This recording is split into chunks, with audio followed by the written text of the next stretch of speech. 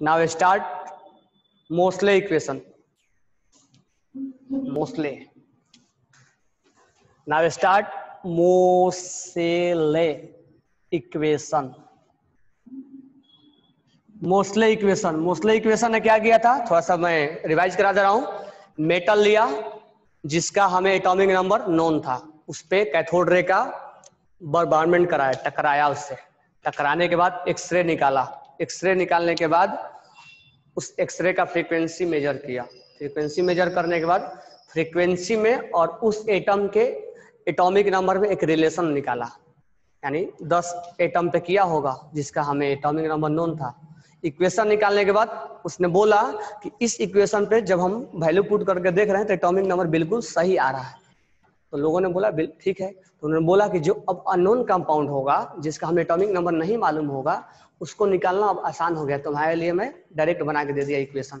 तुम लो ये इक्वेशन और उस पर जो अननोन कंपाउंड आगे आने वाला केमिस्ट्री में अगर दिनों में एटॉमिक नंबर निकालना होगा तो मोस्टली को याद करना और इक्वेशन में पुट करना वैल्यू, हमारा आंसर आ जाएगा, एटॉमिक नंबर आ जाएगा।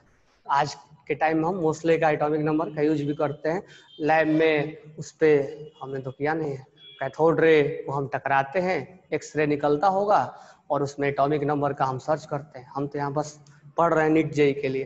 तो जो इक्वेशन था उसका था क्या था, root under frequency equal to A minus Z B, A minus Z B, A Z minus B, A Z minus B, ये इसका इक्वेशन, जहां ए और बी क्या हुआ था, कांस्टेंट हुआ करता था। तो आपको स्ट्रीम पैसेज मिला होगा, नहीं मिला हुआ तो मैं केमिकल जब एटॉमिक स्ट्रक्चर पढ़ाऊंगा तब आपको बताऊंगा।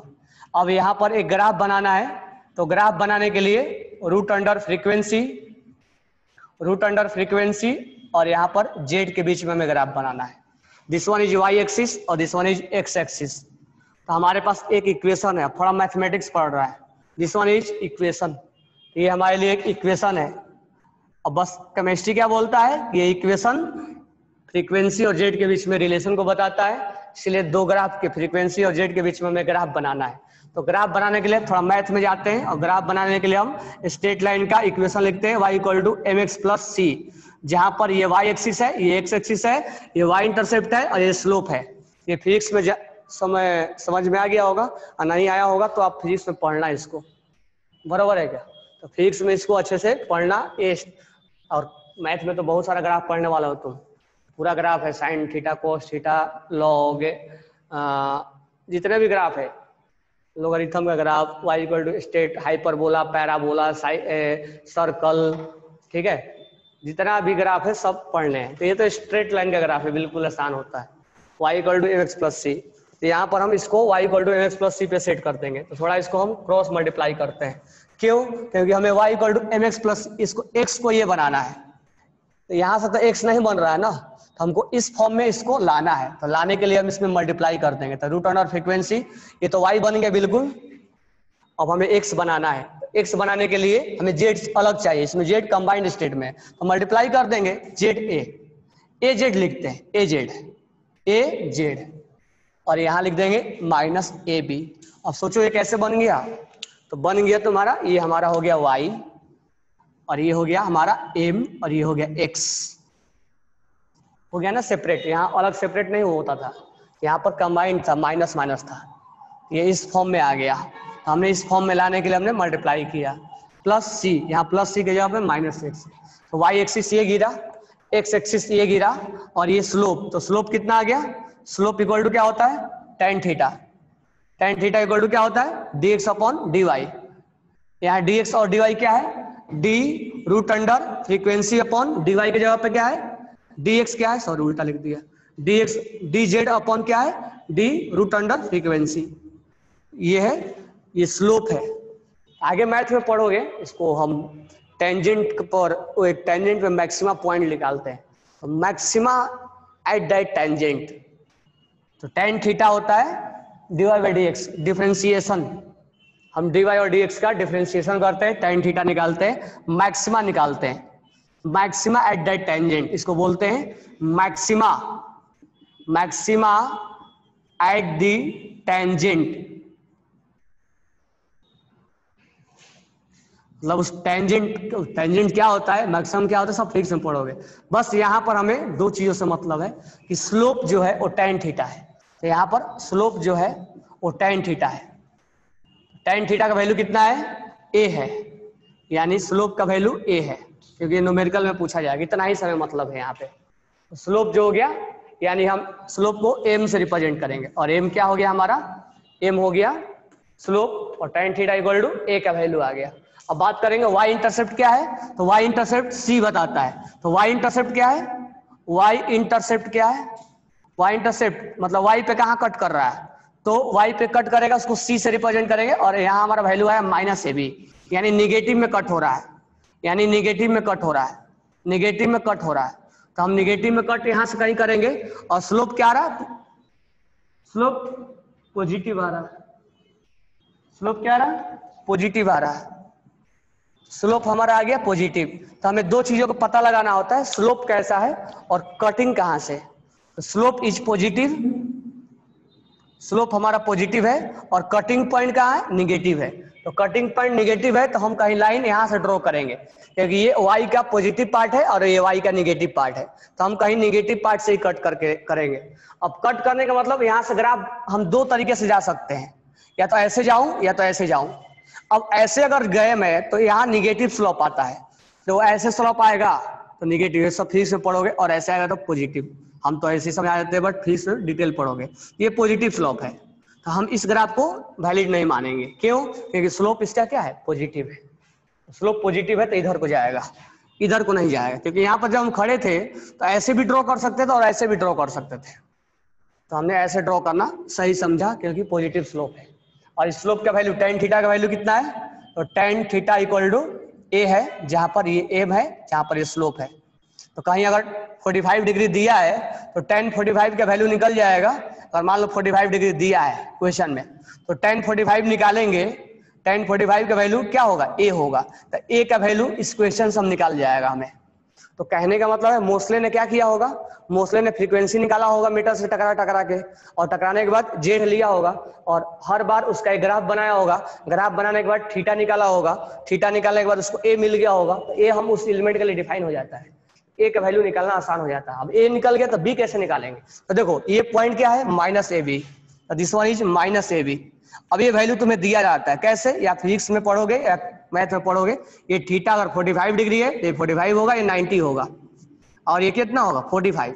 मैं तुम्हें निकालने के लिए बता दे रहा हूँ, ये 45 होगा, ये 45 होगा। tan थीटा ले लो, या जिसका वैल्यू हमें मालूम है, ये वैल्यू तुम्हें कोई एक वैल्यू दिया रहता है, तो स्लोप का वैल्यू हमें मिल गया, तो ए बी का वैल्यू हमें कुल मिला के न्यूमेरिकल्स में मिल जाता है। यहाँ से तुम मैथमेटिकल कैलकुलेशन करके निकाल सकते हो, या दिया रहेगा डायरेक्ट, बराबर है, या तुम cos थीटा tan थीटा करके निकाल सकते हो, टेंजेंट अपॉन हाइट ये करके निकाल सकते हो, या दिया जाएगा जैसा न्यूमेरिकल दिया रहेगा तुम्हें अवस्थी में क्वेश्चन मिलेगा। तो कहने का मतलब ये है कि ए का वैल्यू हम थीटा से निकाल लेंगे और बी का वैल्यू इस पॉइंट से निकालेंगे, तो हमारा ए और बी निकल जाएगा, और फ्रीक्वेंसी क्वेश्चन में दिया रहेगा। तो कहने का मतलब फ्रीक्वेंसी दिया रहेगा, गिवन होगा, तो फ्रीक्वेंसी गिवन होगा, ए का वैल्यू हम थीटा से निकाल लेंगे और बी का वैल्यू यहां से निकाल लेंगे। न्यूमेरिकल आएगा तो हम देखेंगे कैसे निकालेंगे। तो इस तरह से जब तुम्हें ये वैल्यू नोन हो जाएगा, तो इसका वैल्यू निकालना आसान हो जाएगा, और इसका हम वैल्यू आसानी से निकाल लेते हैं। तो यही तुम्हें न्यूमेरिकल में पूछा जाता है। तो ये ग्राफ बनाने आपको अच्छे से आना चाहिए, और ये इसका यूज करने आना चाहिए। जब हम एटॉमिक स्ट्रक्चर पढ़ेंगे तो आपको ये, हालांकि अभी तो मेरे पास अवस्थी लाया नहीं हूं, नहीं तो मैं करा दे रहा हूँ, ठीक है। तो इसको अभी लिख लो, कल मैं इसको न्यूमेरिकल्स को कराता हूँ, तो इस न्यूमेरिकल्स को कल मैं कराता हूँ। तो वेट फॉर टुमारो, मैं कल न्यूमेरिकल लेके आता हूँ, या आप देखोगे पैसेज में, एटॉमिक स्ट्रक्चर के पैसेज में ही उसमें देखोगे तो एक क्वेश्चन मिलेगा, और वहां से बन भी पाएगा, तो आसानी से आप बना भी लोगे, ठीक है। तो इसको राइट डाउन कर लो आप, या कल तो राइट डाउन किए ही थे, तो समझ में आ गया होगा। अब आगे बढ़ते हैं, ध्यान दो अब इधर। How to calculate electronegativity of an element, how to calculate electronegativity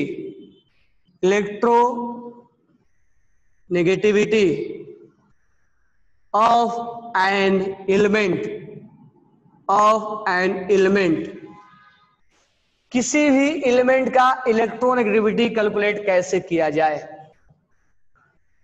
तो मैं बता दूं, इलेक्ट्रोनेगेटिविटी कैलकुलेट करने के अलग अलग तरीके होते हैं। सबसे पहले हम पढ़ेंगे पॉली का तरीका। तो लिख लो Pauling scale, Pauling scale, PAULING, Pauling scale. फिर हम पढ़ेंगे मूलिकन्स। पॉलिंग स्केल सबसे बेटर तरीका है निकालने का।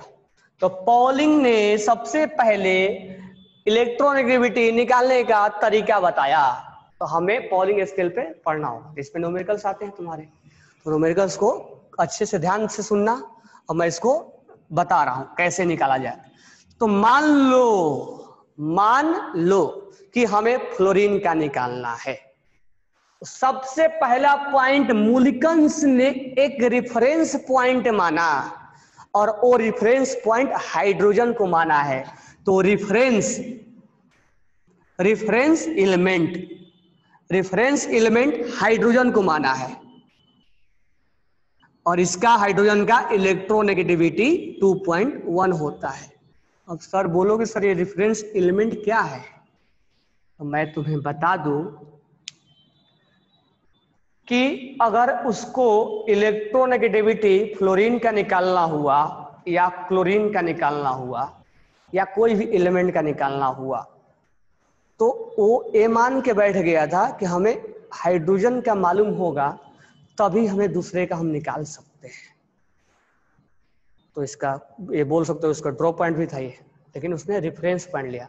उसने हाइड्रोजन से हर एलिमेंट को कंपेयर कर करके निकाला। और हम निकालते समय देख लेंगे कि रेफरेंस पॉइंट हाइड्रोजन को ही क्यों माना है। बराबर है।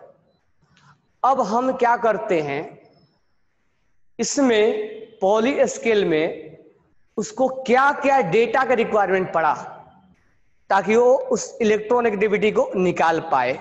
उसने डेटा को क्या क्या जरूरत पड़ा। तो पहला जो है उसने क्या किया कि H2 जो मॉलिक्यूल्स थे, जो इनके बीच में हाइड्रोजन बॉन्ड बना हुआ सिंगल, इस बॉन्ड को तोड़ने में कितना एनर्जी लगा उसको इस चीज का रिक्वायरमेंट हुआ। उसने डायरेक्ट तो निकाल नहीं दिया होगा ना, किसी डेटा का रिक्वायरमेंट पड़ा होगा उसको। उसने सबसे पहले H2 को पकड़ा और इसका बॉन्ड डिसोसिएशन एनर्जी बोलते हैं। एक बॉन्ड को तोड़ने में लगा हुआ energy is called bond dissociation energy. तो सबसे पहले, अब ये सब लैब में पहले कैलकुलेट होते थे, इलेक्ट्रोनेगेटिविटी निकालने के पहले ये सब कैलकुलेट होते थे। तो सबसे पहले इसने निकाला bond dissociation energy, bond dissociation energy. अब ये हुआ क्या एनर्जी होता है, जैसे मार्कर है। अब इस मार्कर को तोड़ने में जो एनर्जी हम लगाएंगे, तो ऐसे कुछ रहा है, जो मार्कर को तोड़ने में एनर्जी लगाएंगे उसको हम क्या बोलेंगे, बॉन्ड डिसोसिएशन एनर्जी। अब एक मार्कर है तो उसको तोड़ने में कम एनर्जी लगेगा, 2 मार्कर है ज्यादा एनर्जी लगेगा, यानी डबल बॉन्ड में ज्यादा लगेगा, 3 मार्कर है तो ज्यादा और लगेगा। बराबर है। तो 3 बॉन्ड में एनर्जी। तो एक चीज लिख लो, हालांकि तुम्हें पूछ दिया था लेकिन वो अभी सिलेबस में नहीं है। Carbon carbon single bond, carbon carbon double bond, carbon carbon triple bond. अगर एक मार्कर है, दोनों के बीच में बॉन्ड बना है, अब इसी मार्कर को मैं 2 टुकड़े में कर दूं तो बॉन्ड क्या हो जाएगा, छोटा। इसी को मैं 3 टुकड़े में कर दूं तो और क्या हो जाएगा, छोटा। यानी अगर मैं बॉन्ड लेंथ के बारे में बात करूं, बॉन्ड लेंथ, तो बॉन्ड लेंथ किसका ज्यादा होगा, सिंगल का। फिर किसका होगा, डबल का। फिर किसका होगा, ट्रिपल का। तो बॉन्ड लेंथ सबसे ज्यादा होगा सिंगल का। हालांकि केमिकल बॉन्डिंग में पढ़ने वाले हैं, ठीक है, इसके ऊपर तो मैं एक्स्ट्रा नॉलेज के लिए तुम्हें बता दे रहा हूं, बट ये सब केमिकल बॉन्डिंग में पढ़ने वाले। अब बॉन्ड तोड़ने में लगा हुआ एनर्जी, तो बॉन्ड डिसोसिएशन एनर्जी किसका होगा, बॉन्ड डिसोसिएशन एनर्जी। डिसोसिएट मतलब तोड़ना, बॉन्ड डिसोसिएशन एनर्जी क्या होगा। अब 3 मार्कर को तोड़ना आसान है कि एक मार्कर को, तो एक मार्कर को तोड़ना आसान है, यानी 3 वाला में एनर्जी क्या करना पड़ेगा, ज्यादा देना पड़ेगा। ट्रिपल, डबल और सिंगल, यानी जो जितना छोटा होगा उतना ही स्ट्रांग होगा,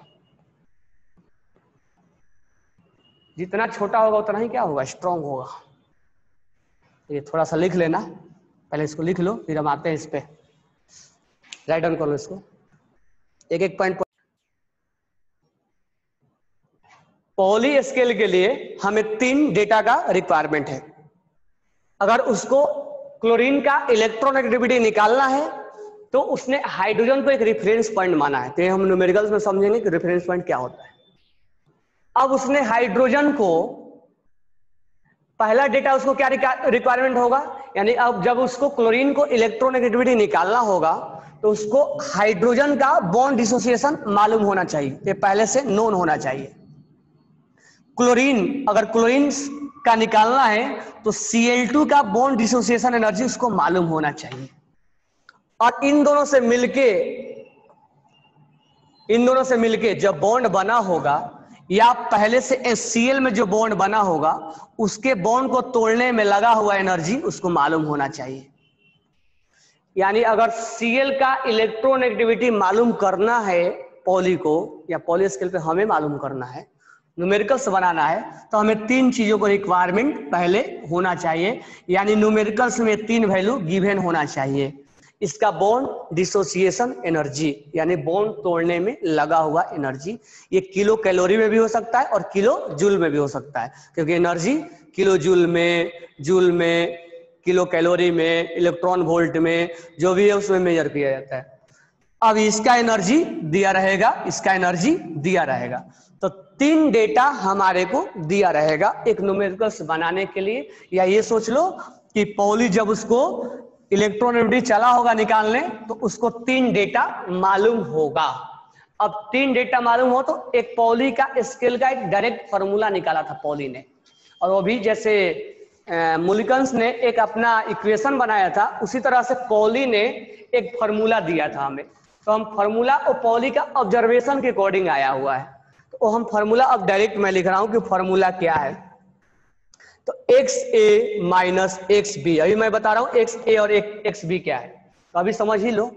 XA जिसका हमें निकालना है उसका इलेक्ट्रोनेगेटिविटी है, तो XA is electronegativity that element to find out of electronegativity, यानी XA उसका इलेक्ट्रोनेगेटिविटी है जिसका हमें निकालना है। XB जो है वो इलेक्ट्रोनेगेटिविटी है हाइड्रोजन का, जो कि हमें मालूम पहले से रहता है। यानी XA जो है वो इलेक्ट्रोनेगेटिविटी किसका है, जिसका उसका इलेक्ट्रोनेगेटिविटी है जिसका हमें फाइंड आउट करना है, उस एटम का है, डेट एटम का जिसका हमें कुछ इलेक्ट्रोनेगेटिविटी विल फाइंड आउट। यानी कि हमें इलेक्ट्रोनेगेटिविटी ये उसका है जिसका हमें निकालना है। XB जो है इलेक्ट्रोनेगेटिविटी हाइड्रोजन का है, तो ये हमें फिक्स होता है हाइड्रोजन का, इसका वैल्यू होता है 2.1। तो अगर आपको न्यूमेरिकल्स में नहीं दिया जाएगा तो फिर भी आप 2.1 लोगे, तो यही है उसका रेफरेंस पॉइंट, यानी उसको एक मालूम होना चाहिए ये हाइड्रोजन का है, इक्वल टू। तो हम फॉर्मूला में जा रहे हैं, XA minus XB equal to 0.208 और रूट अंडर डेल्टा, ये आ गया आपका किलो कैलोरी पर मोल में, किलो कैलोरी पर मोल। अगर यही फॉर्मूला को मैं XA minus XB equal to 0. कितना लिख दो 1017 रूट अंडर डेल्टा, मैं डेल्टा का वैल्यू बता रहा हूं, ये किलो जूल में है।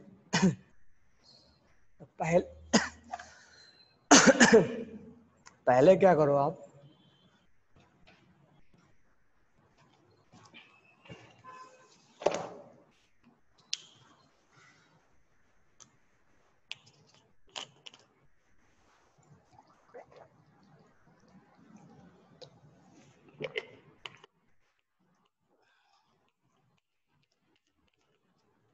पहले क्या करना आपको,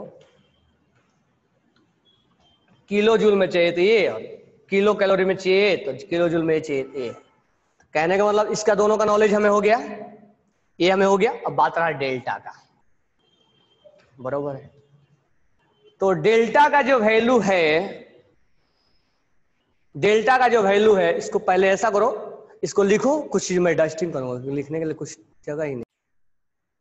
बॉन्ड डिसोसिएशन एनर्जी हाइड्रोजन का, बॉन्ड डिसोसिएशन एनर्जी क्लोरीन का, इसमें डिवाइड करना है 2 से।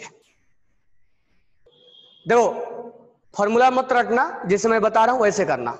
बॉन्ड डिसोसिएशन एनर्जी हाइड्रोजन का, बॉन्ड डिसोसिएशन एनर्जी क्लोरीन का डिवाइड बाई 2, और बॉन्ड डिसोसिएशन एनर्जी HCl का, यानी यहां एक्चुअल माइनस कर देना, और माइनस करने के बाद इसका अंडर रूट ले लेना, वही वैल्यू डेल्टा है।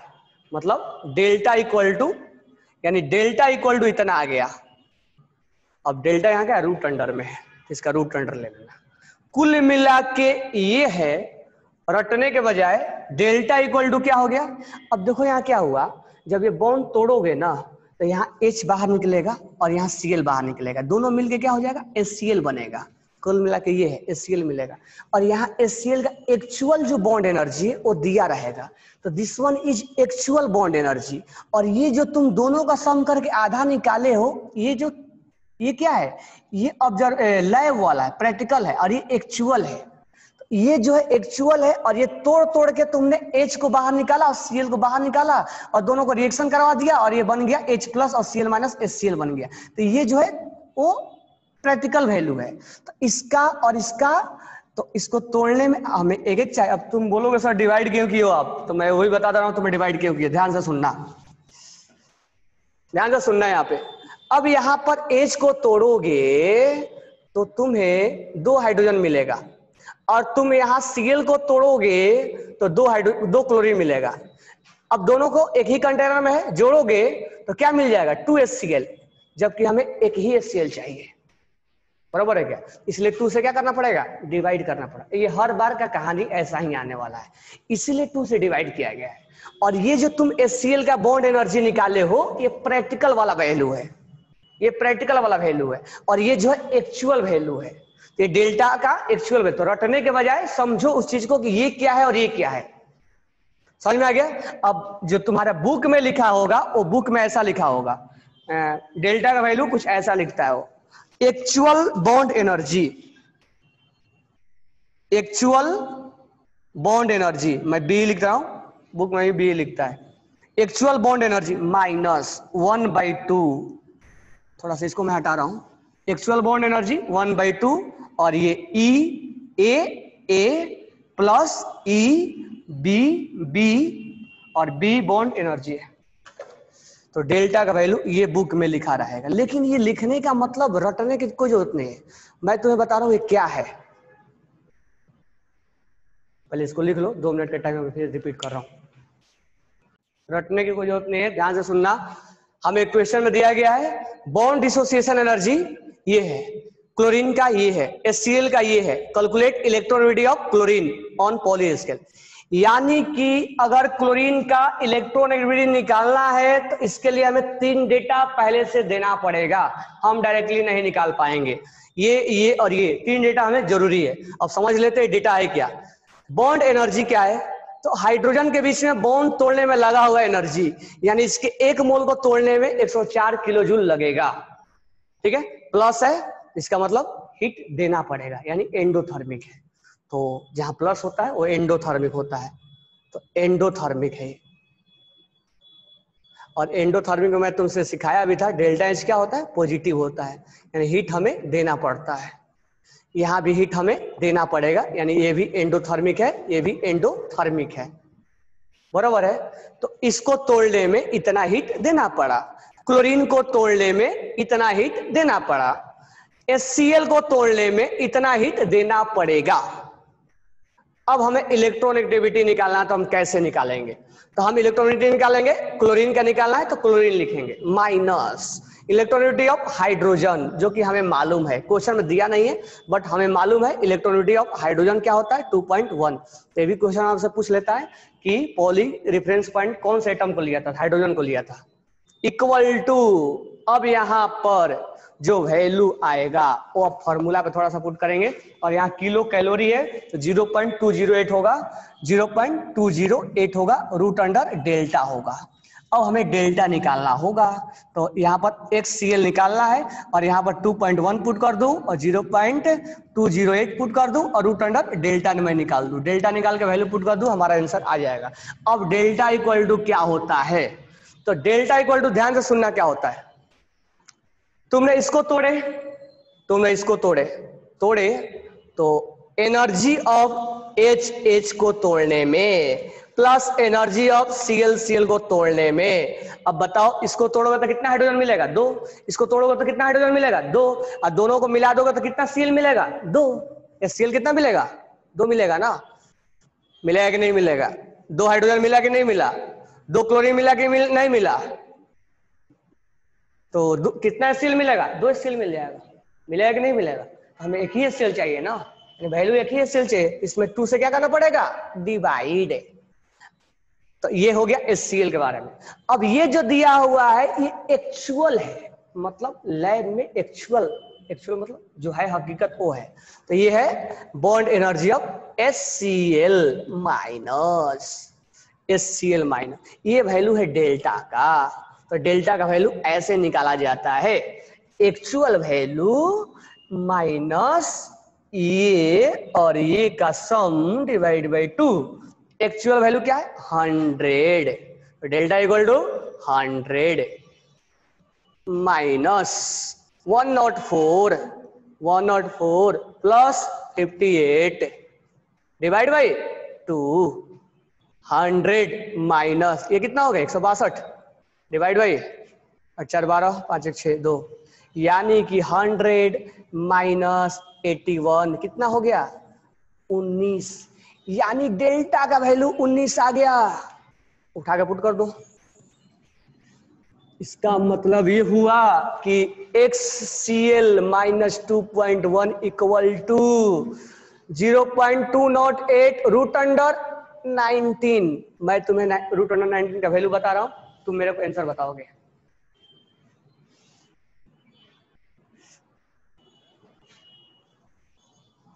रूट अंडर 19 का वैल्यू होता है 4.358। एक मिनट हो गया।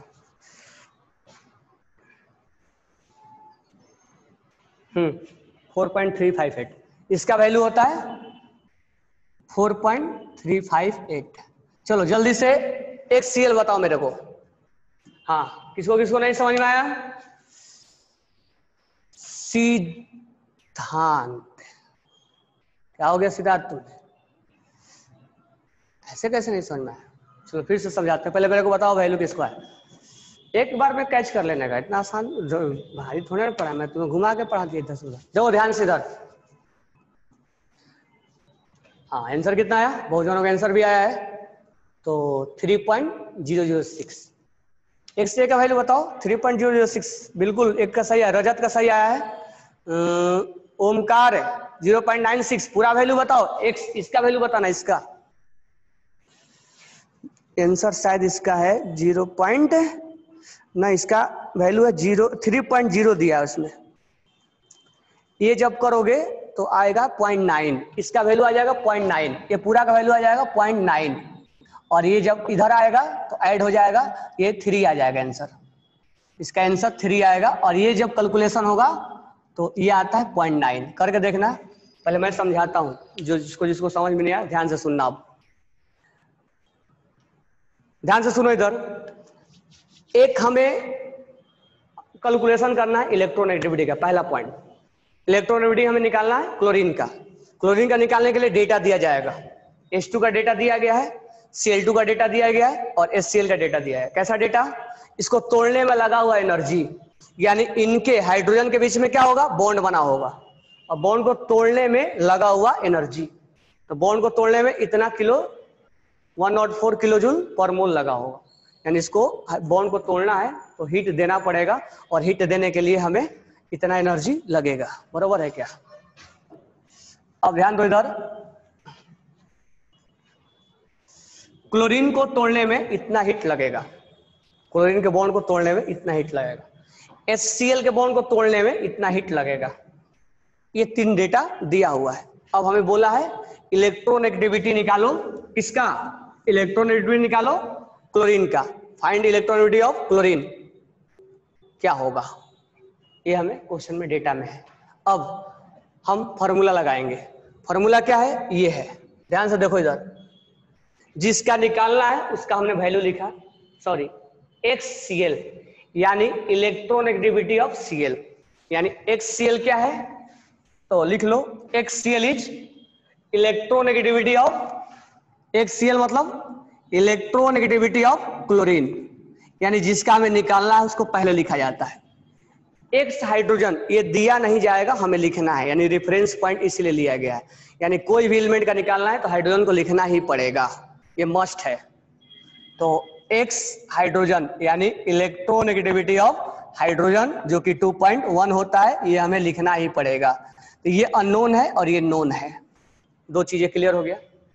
0.208 रूट अंडर डेल्टा। अब बात रहा डेल्टा कैलकुलेट करने की, हमने वैल्यू निकालना है ये, अब हमें डेल्टा निकालना है तो इसको अलग से हटा दो। अब हम चले डेल्टा निकालने। जब हम डेल्टा निकालेंगे तो डेल्टा क्या बोलता है, जो बॉन्ड डिसोसिएशन एनर्जी हाइड्रोजन और HCl वाला है उसका वैल्यू, ये H2 वाला और Cl2 वाला का वैल्यू,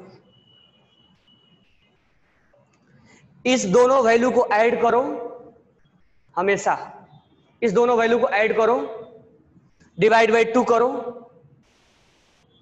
इस दोनों वैल्यू को ऐड करो, डिवाइड बाई 2 करो, और इसके वैल्यू में से माइनस करो। रटने की कोई जरूरत नहीं है, मैं जैसे बता रहा हूं वैसे सुनो। ये दोनों से मिलकर HCl बनता है, H2 प्लस Cl2 बन के HCl बनता है। HCl और भी कई तरीके से बनते हैं, प्लस H प्लस Cl मिलके HCl बनते हैं, बराबर है। तो इसके वैल्यू को ऐड करो, ऐड कर दिए, डिवाइड बाई 2 करो, कर दिए डिव, इसके में से ये वैल्यू घटा दो, वही वैल्यू डेल्टा होता है।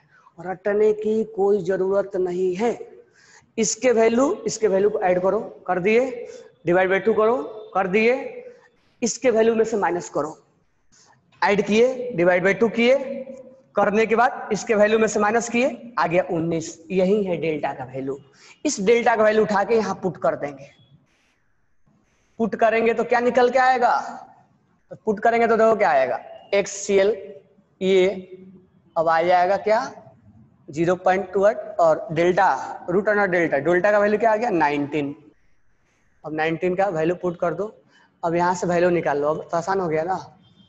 अब रूट अंडर 19 का जो वैल्यू होता है वो आपका 4.358 होता है, 4.358 होता है। अब इसको कैलकुलेट कर लो और x निकाल लो। तो मैं ये बोल रहा था कि इसका जो वैल्यू आएगा कैलकुलेशन करने के बाद, वो जो बुक में दिया है वो 0.9 दिया है, और ये जब इधर जाएगा यानी HCl minus 2.1 equal to 0.9, HCl equal to क्या हो जाएगा 0.9 प्लस 2.1, ये कितना हो जाएगा 3। मतलब आसपास आएगा तुम्हारा, अगर एग्जैक्ट आंसर आ रहा है तो वो भी बेटर है। और ये हमने कैलकुलेशन नहीं किया, हमने बुक वाला लिख दिया है, तो ये जो हो जाएगा वो 3 हो जाएगा। तो कुल मिला के इलेक्ट्रोनेगेटिविटी ऑफ क्लोरीन कितना आ गया 3 आ गया। और तुम पहले से जानते भी थे ना 3, जानते थे कि नहीं थे? सबको समझ में आया?